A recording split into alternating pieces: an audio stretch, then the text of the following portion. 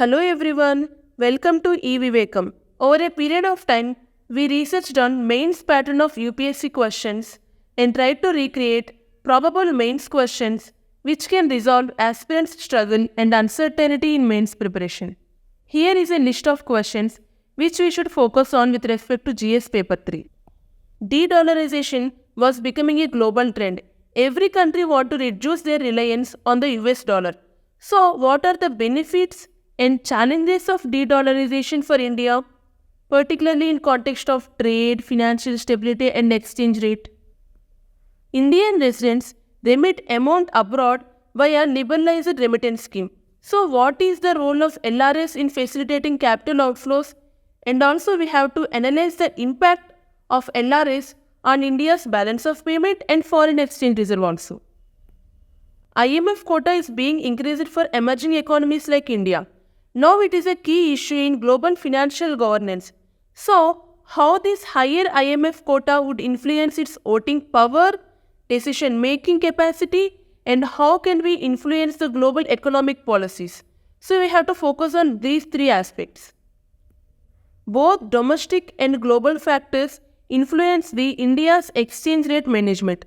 So now, what is the role of RBI's foreign exchange reserves and what are the RBI's intervention strategies to maintain the stability of Indian rupee in spite of the fluctuating global market conditions and the capital flows?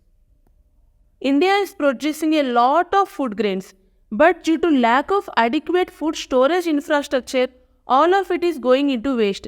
So we have to critically analyze the challenges in India's food storage and supply chain management, and we have to suggest some policy changes to improve the food security of India. Because of supply chain disruptions and seasonal factors, we are recurrently seeing this food inflation. So what are the key drivers of food inflation in India and how are the government measures are effective in controlling these food prices?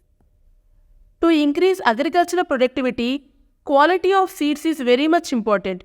So what is the role of Bharatiya Bij Sahakar Samiti in ensuring the seed security and how seed cooperatives like these contribute to increase access to high quality seeds for Indian farmers?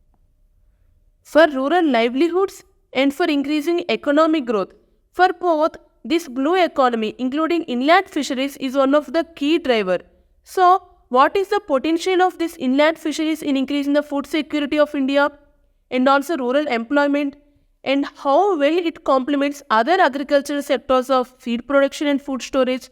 So we have to discuss this.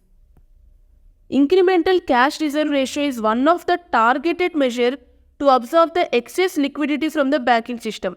So how well it was effective for monetary transmission and also banking sector's liquidity conditions? One of the sources of non-tax revenue for government is surplus transfer from RBI.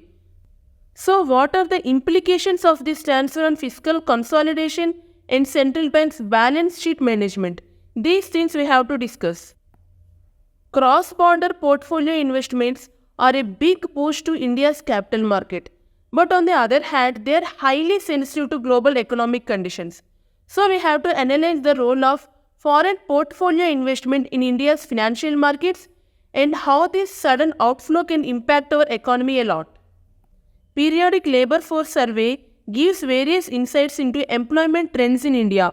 So by keeping the latest PNFS report in mind, we have to analyze the key findings of that report in terms of unemployment, underemployment and labor force participation, as well as what are the structural challenges which are affecting the India's labor market.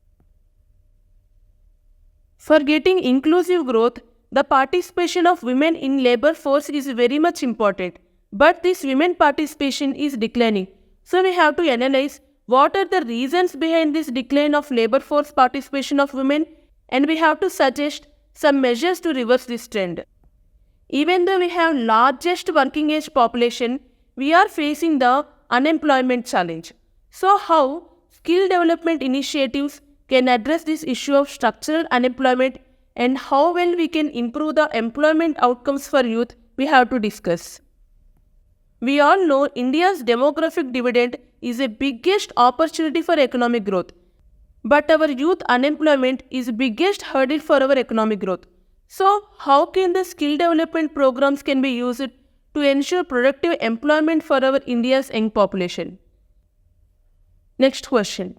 In both skill development as well as employment opportunities, gender disparity is there, which is limiting the women's economic participation. So we have to analyze the barriers faced by women in accessing these skill development programs, and we have to suggest ways to make these programs more inclusive. Because of phasing out of London interbank offer rate, we Indian banks and corporations are transitioning to alternate benchmarks for giving the loans and financial contracts. So, what are the challenges associated in this transition, and what are the steps taken by our Indian regulators to ensure a smooth shift to new reference rates?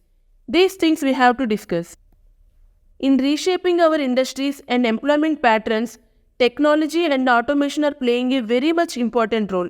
So we have to discuss what is the impact of these emerging technologies on employment generation, and is there any need to reskill and upskill our workforce for the future jobs? We have to discuss it. These days, gig economy and digital platforms are transforming the work nature in India.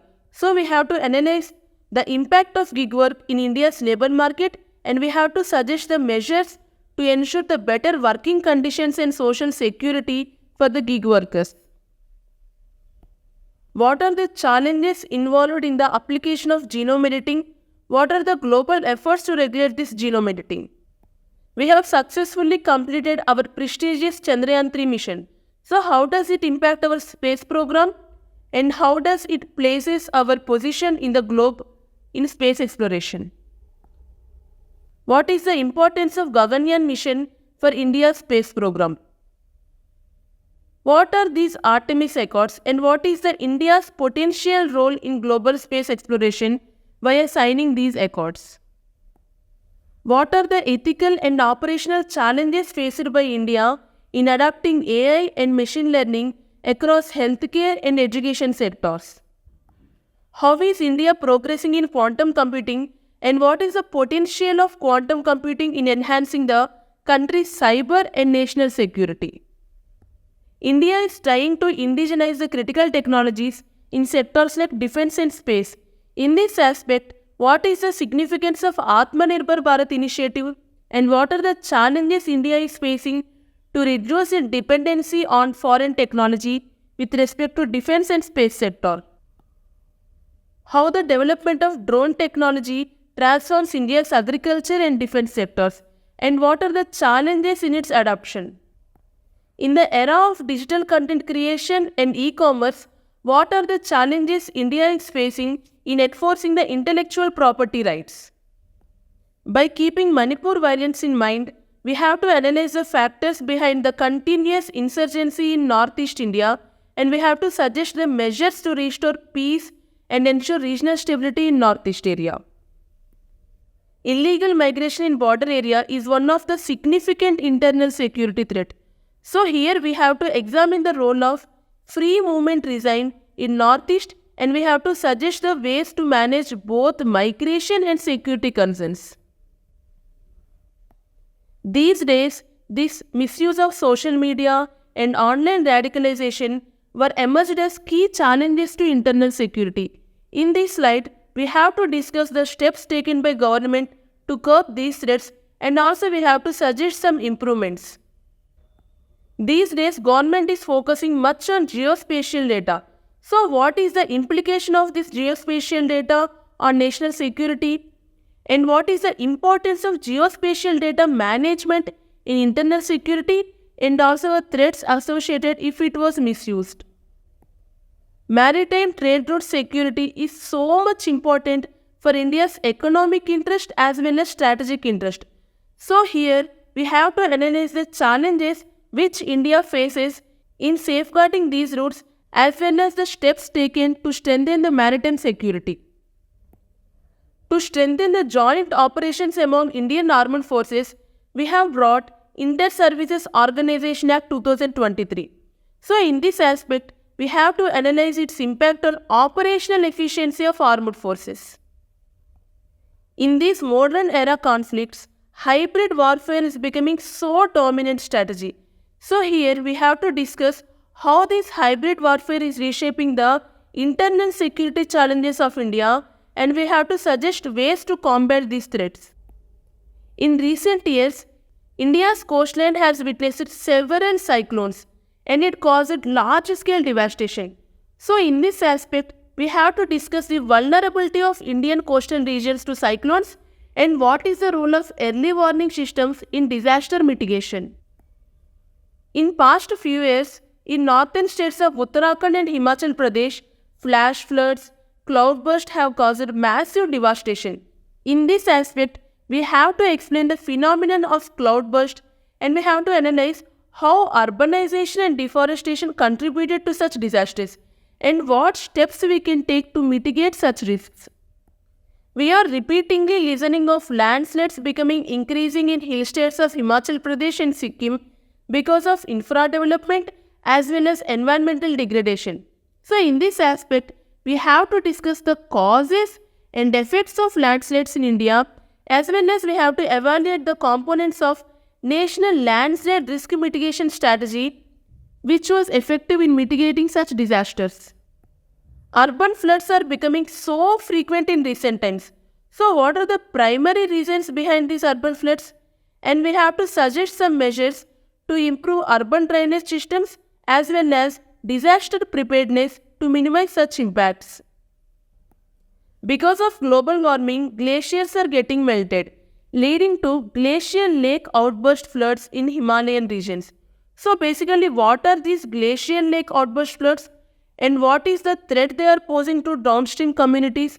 We have to discuss it with recent examples and measures which government has taken to monitor and mitigate these risks. As we all know, Himalayan region is highly susceptible to disasters like avalanches, landslides and flash floods. So, we have to discuss how climate change is influencing the frequency of these disasters in Indian Himalayas and what are the steps taken by government to build resilience in this region. So with this, we have discussed around 41 probable questions with respect to GS3. Thank you.